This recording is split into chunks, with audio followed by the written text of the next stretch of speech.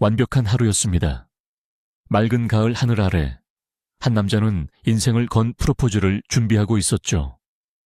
사랑하는 여자의 미소, 반짝이는 반지, 그리고 앞으로 함께할 행복한 미래. 모든 것이 계획대로 흘러가는 듯 했습니다. 하지만 낯선 아이의 작은 목소리 하나가 그 모든 것을 산산조각 낼 줄이야 누가 알았을까요? 때로는 가장 순수한 질문이 가장 잔혹한 진실을 드러내는 법입니다.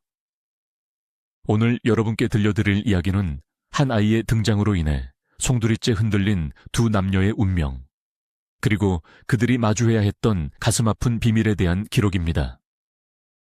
박지훈, 그는 37의 성공한 사업가였습니다. 스스로의 힘으로 2개의 스타트업을 일궈냈지만 그의 마음 한구석에는 깊은 상처가 자리하고 있었죠. 첫 번째 결혼은 끔찍한 악몽이었습니다.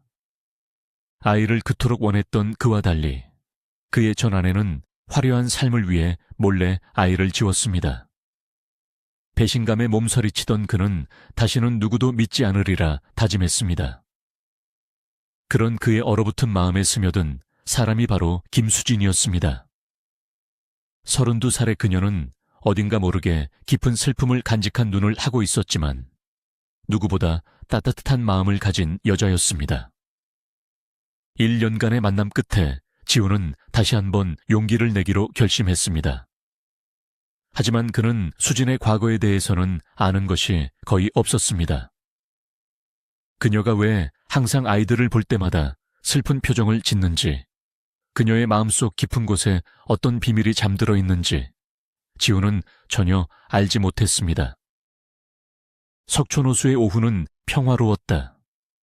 억새가 바람에 흔들리고 윤슬이 부서지는 물 위로 오리들이 유유히 떠다녔다. 지훈은 옆에서 오리들에게 먹이를 던져주는 수진의 옆모습을 물끄러미 바라보았다. 그녀의 옅은 미소는 지훈의 세상 그 자체였다. 그는 주머니 속 작은 벨벳 상자의 감촉을 다시 한번 확인했다. 심장이 세차게 뛰었다. 바로 오늘 그는 수진에게 청혼할 생각이었다. 지난 결혼의 실패가 떠올라 순간 망설여졌지만 수진이라면 다를 거라고, 그녀와 함께라면 진정한 가정을 꾸릴 수 있을 거라고 믿었다. 그는 깊게 숨을 들이마시고 그녀의 이름을 불렀다. 수진아, 내가 할 말이 있는데. 그의 목소리는 미세하게 떨리고 있었다. 수진이 환하게 웃으며 그를 돌아보려는 순간이었다. 아줌마, 저도 한 입만 주시면 안 돼요? 작고 가냘픈 목소리가 두 사람 사이에 끼어들었다. 고개를 돌리자 낡았지만 깨끗한 옷을 입은 여자아이가 수줍게 서 있었다. 지훈은 자기도 모르게 미소를 지으며 아이에게 다가갔다. 그는 늘 아이를 좋아했다. 그는 자신이 준비해온 빵 봉지 전체를 아이에게 건넸다. 아이는 꾸벅 인사를 하고 수진의 옆에 쪼그리고 앉았다. 아이는 빵을 한 입 베어 물고 작은 조각을 떼어 오리에게 던져주었다. 그 모습이 너무나 사랑스러워 수진도 아이에게 미소를 지어 보였다. 안녕, 이름이 뭐니? 수진이 다정하게 물었다. 아이는 우물쭈물하며 대답했다. 하윤이에요. 아줌마는요? 나는 수진이야. 수진은 아이의 마른 어깨를 보며 마음이 짠해졌다. 부모님은 어디 계시니? 그 질문에 아이의 얼굴에 잠시 그늘이 졌다. 부모님 없어요. 보육원에 살아요. 거기 애들이 자꾸 놀려서 도망쳤어요. 조금만 있다가 다시 잡혀가겠지만요. 아이는 나이에 맞지 않게 담담하게 말했다. 수진은 아이의 한쪽 손이 계속 주머니에 들어가 있는 것을 무심코 발견했다. 그 모습에 왠지 모를 불안감이 엄습했다. 지훈은 아이가 안쓰러우면서도 대견했다. 그는 가지고 있던 과일 주스병을 아이에게 건넸다. 목마르겠다. 이거 마실래? 그는 일부러 뚜껑이 닫힌 병을 주었다. 아이의 손에 무슨 문제가 있는지 궁금했기 때문이다. 하윤이는 주스를 받아들고 잠시 망설였다. 그러더니 주머니에 있던 다른 손을 꺼내 뚜껑을 돌렸다. 의수가 아니었다. 다만 아이의 손가락은 보통 사람처럼 펼쳐져 있지 않고 마치 하나처럼 단단히 붙어 있었다. 하윤이는 능숙하게 뚜껑을 열고 다시 재빨리 손을 주머니에 넣었다. 지훈이 조심스럽게 물었다. 보육원에서 그 손 때문에 놀리는 거니? 하윤이는 고개를 끄덕였다. 손이랑 귀 때문에요. 아이는 아무렇지 않게 머리카락을 귀 뒤로 넘겼다. 한쪽 귀가 제대로 형태를 갖추지 못하고 작게 뭉쳐 있는 것이 보였다. 그 순간 지훈의 눈에는 그저 안타까운 아이의 모습만 보였다. 하지만 그의 옆에 있던 수지는 달랐다. 그녀는 아이의 귀와 손을 본 순간 숨을 헉 하고 들이마셨다. 그녀의 얼굴이 새하얗게 질려갔다. 그리고는 아무 소리도 없이 그대로 뒤로 쓰러졌다. 수진아, 정신 차려. 지훈은 비명을 지르며 쓰러진 수진을 끌어안았다. 주변 사람들이 웅성거리며 모여들었고 누군가 119에 신고했다. 하윤이는 겁에 질린 얼굴로 그 광경을 바라보다가 이내 사람들 틈으로 사라져 버렸다. 지훈의 머릿속은 온통 혼란스러웠다. 구급차가 도착하고 수진은 들것에 실려 병원 응급실로 향했다. 지훈은 그녀의 차가운 손을 붙잡고 속으로 외쳤다. 대체 무슨 일이 일어난 거지? 왜 갑자기 쓰러진 거야? 그저 작은 아이를 봤을 뿐인데. 그의 완벽했던 오후는 순식간에 악몽으로 변해버렸다. 병원에서 의식을 찾은 수진은 링거를 맞고 있었다. 지훈이 걱정스러운 얼굴로 그녀를 내려다보고 있었다. 하지만 수진은 지훈을 보자마자 침대에서 벌떡 일어나려고 했다. 그녀의 눈에는 절박함과 두려움이 가득했다. 수진아, 진정해. 아직 안정을 취해야 해. 지훈이 그녀를 말렸지만 수진은 거의 발작적으로 몸부림쳤다. 안 돼, 가야 해. 놔줘, 지훈 씨. 어서. 그녀의 외침은 거의 울음에 가까웠다. 대체 어딜 가려는 거야? 무슨 일인지 설명부터 해봐. 지훈도 답답함에 목소리를 높였다. 수진은 눈물을 흘리며 그를 뿌리치려 했다. 당신은 어차피 다 알게 되면 나를 떠날 거야. 그러니 제발 그냥 놔줘. 내 딸에게 가야 한단 말이야. 딸? 지훈은 그 말을 듣고 망치로 머리를 맞은 듯한 충격을 받았다. 딸이라고? 수진에게 딸이 있었다고. 단 한 번도 들어본 적 없는 이야기였다. 그녀가 무언가를 숨기고 있다는 것은 어렴풋이 느꼈지만 아이가 있을 줄은 상상도 못했다. 지훈이 충격으로 잠시 멍해진 사이 수진은 그의 팔을 뿌리치고 병실을 뛰쳐나갔다. 복도 저편으로 사라지는 그녀의 뒷모습을 보며 지훈은 차가운 배신감에 휩싸였다. 지훈의 머릿속에 과거의 악몽이 되살아났다. 화려하고 아름다웠던 전환의 최유라.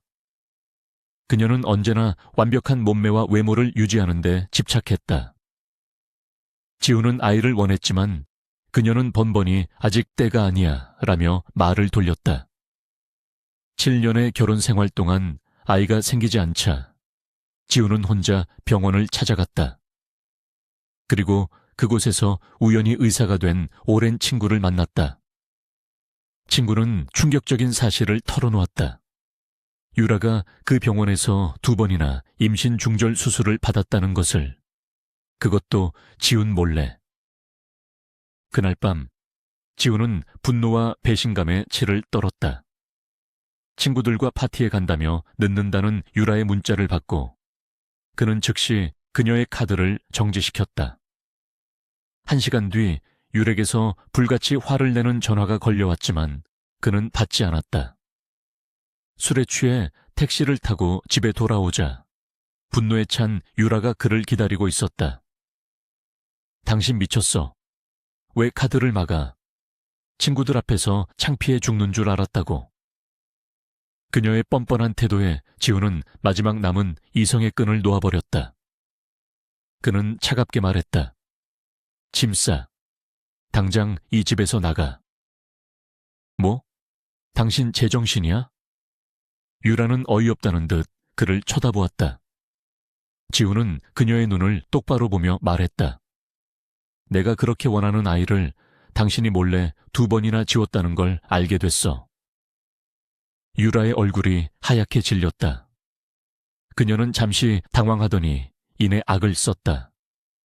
그래, 그랬다. 어쩔 건데? 당신은 애밖에 모르는 바보야. 나는 애 낳는 기계가 아니라고.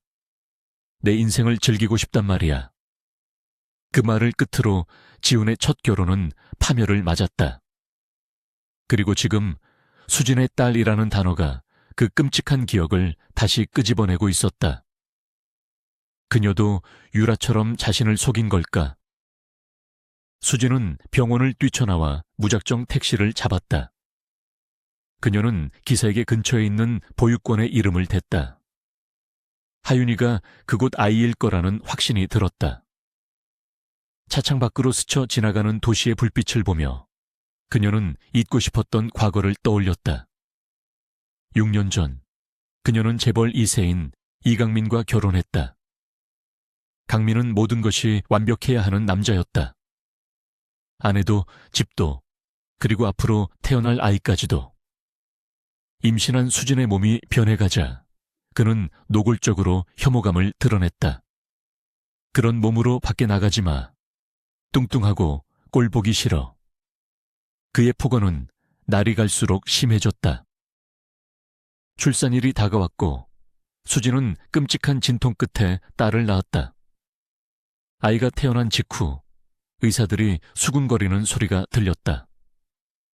아이에게 무슨 문제 있나요? 그녀가 묻자 의사는 나중에 설명하겠다며 얼버무렸다. 잠시 후 의사는 그녀에게 청천벽력 같은 소리를 전했다. 아이의 손가락과 한쪽 귀에 기형이 있다는 것이었다. 하지만 수술로 충분히 고칠 수 있다고, 건강에는 아무 문제가 없다고 덧붙였다. 수진은 눈물을 흘렸지만 아이를 품에 안는 순간 모든 걱정이 사라졌다. 그녀는 자신의 아이를 무조건적으로 사랑할 수 있었다. 하지만 남편 강민의 반응은 냉혹했다. 분만실에 들어온 그는 아이를 보자마자 얼굴을 굳혔다. 이게 뭐야? 이딴 괴물을 내 자식이라고 부를 순 없어. 당장 아이를 포기해. 수진은 그의 말에 경악했다. 미쳤어요. 우리 딸이에요. 시끄러워. 저런 걸 데리고 살 뺀 차라리 버리는 게 나아. 포기하지 않으면 당신과 저 괴물 둘 다 길바닥에 나앉게 될 줄 알아. 그날부터 시부모까지 병실로 찾아와 그녀를 압박하기 시작했다. 그들은 수진이 아이를 포기하면 모든 수술비를 지원해주겠다고 회유했다. 거절하면 모든 것을 빼앗고 내쫓겠다고 협박했다. 수진은 매일 지옥 같은 시간을 보냈다. 그러던 어느 날 강민은 그녀에게 진정제라며 약을 건넸다. 약을 먹자 머리가 몽롱해지고 판단력이 흐려졌다. 그는 이 모든 것이 수진과 아이를 위한 것이라고 속삭였다. 그는 수진의 손에 펜을 쥐어주고 서류 몇 장에 서명을 하도록 유도했다. 다음 날 수진은 텅 빈 몸으로 퇴원해야 했다. 아이 없이. 그녀가 정신을 차리고 아이를 돌려달라고 소리쳤을 때 남편은 그녀가 직접 입양 동의서에 서명했다며 비웃었다. 수진은 그제야 모든 것이 속임수였다는 것을 깨닫고 절규하며 실신했다. 일주일 뒤 수진이 겨우 몸을 추스르고 경찰에 신고하려 했을 때 강민의 가족은 그녀에게 아이가 수술을 받다가 사망했다는 거짓 증명서를 내밀었다. 딸이 죽었다는 소식에 수진의 세상은 무너졌다. 그녀는 깊은 우울증으로 정신병원에 입원해야만 했다. 2달 후 퇴원한 그녀는 곧바로 이혼 소송을 제기했고 아무것도 받지 않는 조건으로 그 지옥에서 벗어났다. 그리고 오늘 죽은 줄만 알았던 딸이 눈앞에 나타난 것이다. 수지는 보육원에 굳게 닫힌 문을 열며 떨리는 손으로 문고리를 잡았다. 보육원 원장실. 수지는 낯선 여인의 등장에 놀란 원장 앞에서 횡설수설하며 말했다. 제가 하윤이 엄마예요. 제 딸을 데려가야겠어요. 원장은 안경을 고쳤으며 그녀를 위아래로 훑어보았다. 진정하시고 앉으세요. 저희 원에 하윤이라는 아이는 셋입니다. 그리고 입양 서류라도 있으신가요? 수지는 울음을 터뜨리며 아무것도 없다고, 하지만 자신이 친모가 확실하다고 말했다. 그녀는 원장에게 지난 6년간 겪었던 끔찍한 일들을 모두 털어놓았다. 남편의 기만, 강제로 쓰게 된 포기각서, 그리고 아이가 죽었다는 거짓말까지. 한편 병원을 나온 지우는 채 앉아 깊은 고민에 빠졌다. 수진에게 배신감을 느꼈지만 동시에 평소 그녀의 따뜻한 모습을 떠올렸다. 그녀가 아이를 버릴 만큼 냉정한 사람은 아니었다. 무언가 끔찍한 사정이 있었을 거라는 생각이 들었다. 그는 수진이 갔을 법한 보육원으로 차를 몰았다. 보육원 앞에 도착했을 때 마침 원장이 퇴근하는 모습이 보였다. 지우는 차에서 내려 그녀를 따라잡았다. 원장님, 잠시 이야기 좀 나눌 수 있을까요? 원장은 지훈을 보더니 피식 웃었다. 아까 그 아가씨의 남자친구분이시군요. 제 차 타시죠. 집까지 태워다 주시면 아는 만큼은 말씀드리겠습니다. 원장의 집 앞에 차를 세우고 지훈은 그녀가 들려준 이야기에 할 말을 잃었다. 수진이 겪었을 고통이 고스란히 전해져 왔다. 자신이 잠시나마 그녀를 의심했다는 사실에 죄책감이 밀려왔다. 원장은 담담하게 말을 맺었다. 그녀의 말이 사실이라면 그녀는 피해자입니다. 하지만 법은 증거를 요구하죠. 지우는 결심했다. 그가 가진 모든 힘을 동원해서라도 수진을 돕기로. 그는 자신의 친구이자 변호사에게 전화를 걸어 수진의 전남편 이강민에 대해 알아봐 달라고 부탁했다. 다음 날 수진은 원장의 조언에 따라 유전자 검사를 신청했다. 결과를 기다리는 며칠은 그녀에게 영원처럼 길게 느껴졌다. 마침내 결과가 나왔고 그녀의 희망은 확신으로 바뀌었다. 하윤이는 그녀의 딸이 맞았다. 그녀는 결과를 들고 곧장 보육원으로 달려갔다. 원장은 그녀를 따뜻하게 맞아주었다. 결과가 나왔군요. 이제 일이 훨씬 수월해지겠어요. 수진이 놀란 얼굴로 묻자 원장은 미소를 지으며 말했다. 어떤 분이 수진 씨의 전남편을 찾아냈더군요. 지금은 아주 비참하게 살고 있나 봐요. 원장의 말에 따르면 지훈이 고용한 사람이 사업 실패로 도망다니던 이강민을 찾아냈다. 그는 약간의 돈과 협박에 못 이겨 과거의 모든 사실을 자백했다. 돈을 받고 거짓 사망 진단서를 발급해준 의사들의 이름까지. 그 모든 정보는 즉시 경찰에 넘어갔다. 원장은 경찰로부터 연락을 받았다. 친모인 수진에게 친권 박탈 사유가 없으므로 재판이 끝날 때까지 아이가 엄마와 함께 지내도 좋다는 허락이었다.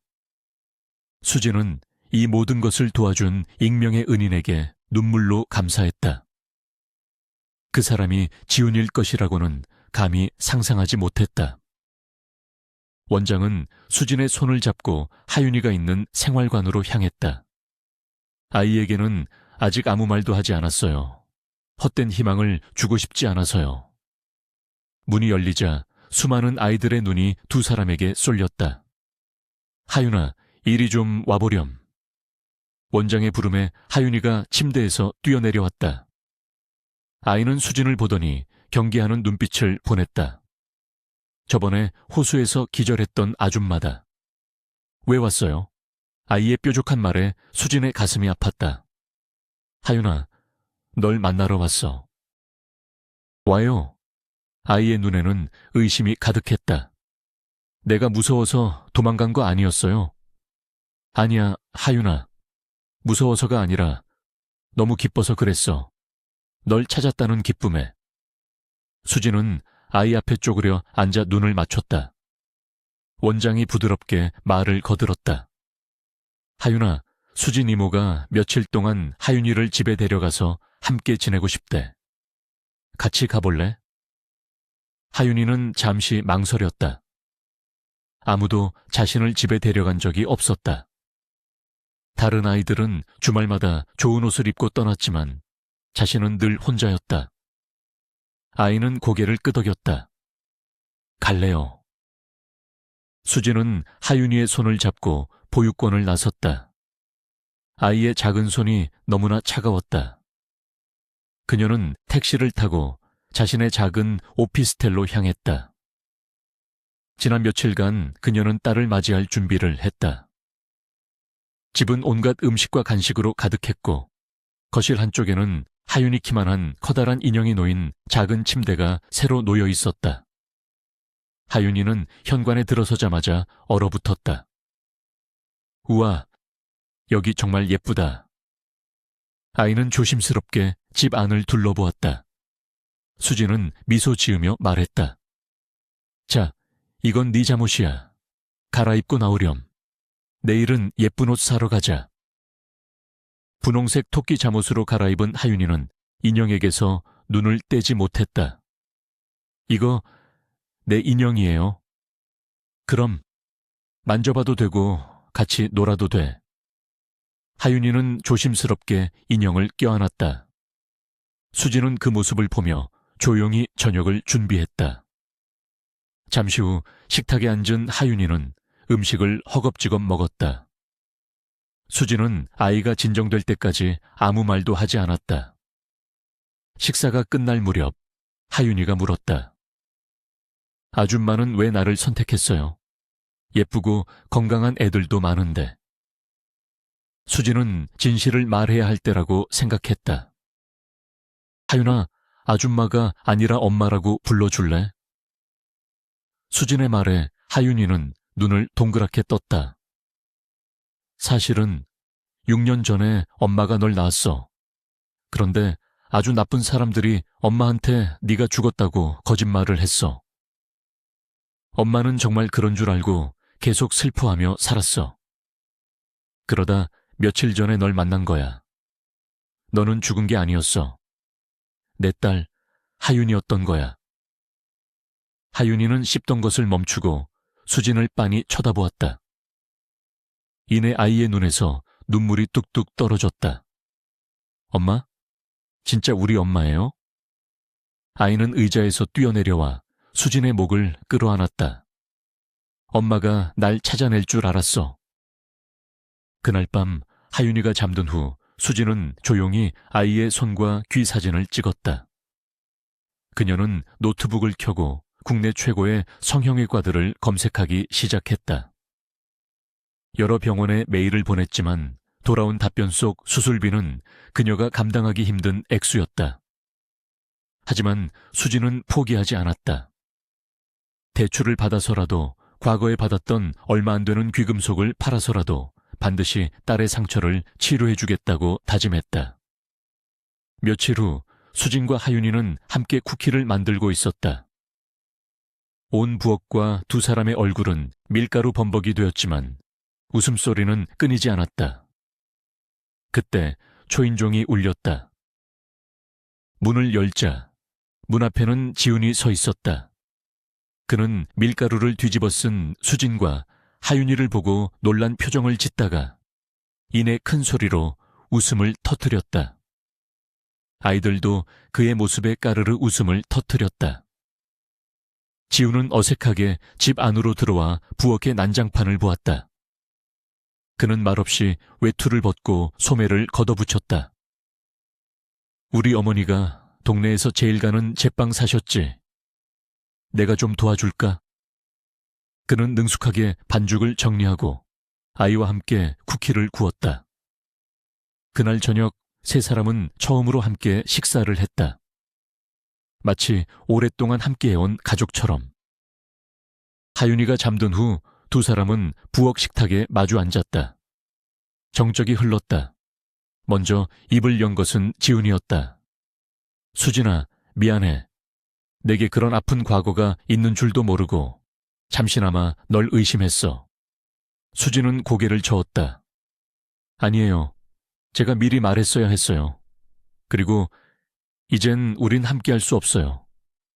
지훈은 그녀의 말을 이해할 수 없었다. 그게 무슨 소리야. 당신은 혼자인 저를 만났잖아요. 이제 제겐 딸이 있어요.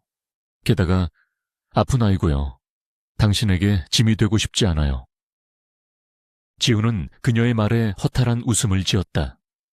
그는 수진의 손을 부드럽게 잡았다. 바보 같은 소리 하지 마.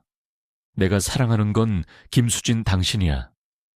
당신의 딸이라면 이젠 내 딸이기도 해. 아이가 우리 사이에 장애물이 될 거라고 생각했어. 그는 말을 이었다. 내 친구 중에 성형외과 의사가 있어. 국내 최고 권위자야.